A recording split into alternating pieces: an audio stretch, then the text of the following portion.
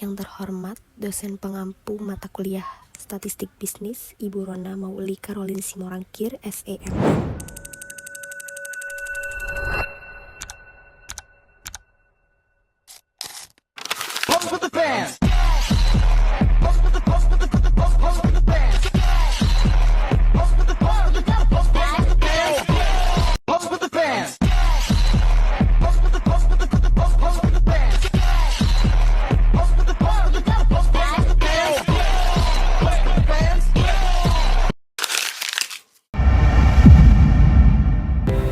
Pada tahap pertama, kita membuat data dummy di Microsoft Excel.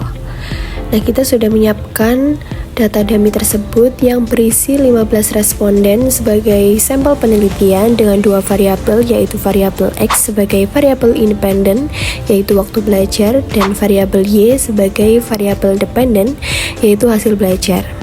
Selanjutnya, data tersebut disimpan dalam format Excel. Selanjutnya, kita membuka aplikasi SPSS, kemudian memilih menu file, lalu pada bagian file name, kita memilih nama file data dummy yang telah dibuat di Excel, lalu kemudian klik open. Setelah itu akan muncul tampilan konfirmasi impor data, kemudian menekan tombol OK sehingga data dari Excel tersebut itu dapat dimasukkan ke dalam SPSS. Setelah data tampil di layar, kita klik menu Analyze untuk melakukan analisis uji korelasi terlebih dahulu dengan memilih menu Correlate, kemudian memilih menu Bivariate karena variabel yang kita gunakan hanya dua.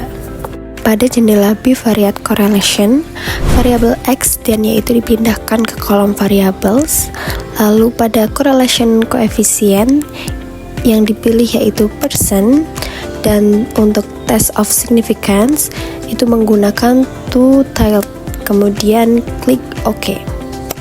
Setelah itu hasil analisis korelasi akan muncul pada jendela output. Berdasarkan output SPSS pada tabel variables entered atau remove, diketahui bahwa variabel independen yang dimasukkan dalam model adalah waktu belajar dengan metode enter. Tidak terdapat variabel yang dikeluarkan dari model. Variabel dependen yang digunakan dalam penelitian ini adalah hasil belajar. Berdasarkan hasil uji regresi pada tabel model summary, diperoleh nilai R sebesar 0,705 yang menunjukkan adanya hubungan yang kuat antara waktu belajar dan hasil belajar. Nilai R square sebesar 0,498 menunjukkan bahwa sebesar 49,8% variasi hasil belajar dapat dijelaskan oleh waktu belajar, sedangkan sisanya sebesar 50,2% dipengaruhi oleh variabel lain di luar penelitian. Nilai adjust R square sebesar 0,459 menunjukkan bahwa kontribusi efektif variabel waktu belajar terhadap hasil belajar adalah sebesar 45,9%. Selanjutnya kita melakukan analisis regresi dengan kembali ke menu Analyze, kemudian memilih Regression. Lalu pada pilihan yang tersedia kita memilih linear karena yang digunakan adalah regresi linear sederhana. Selanjutnya untuk variabel X kita masukkan ke dalam kolom independen sebagai variabel bebas, dan variabel Y dimasukkan ke dalam kolom dependen sebagai variabel terikat. Setelah semua variabel itu benar, kita menekan tombol OK sehingga hasil analisis regresi itu muncul pada jendela output.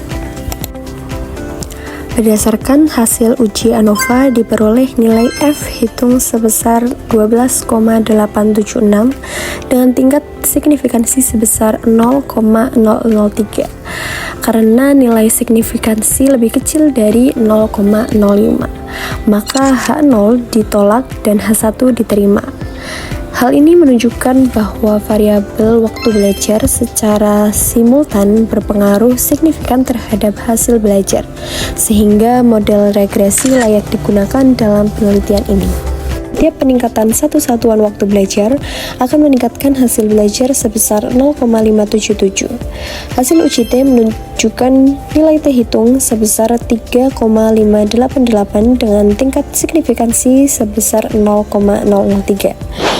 Karena nilai signifikansi lebih kecil dari 0,05, maka H0 ditolak dan H1 diterima.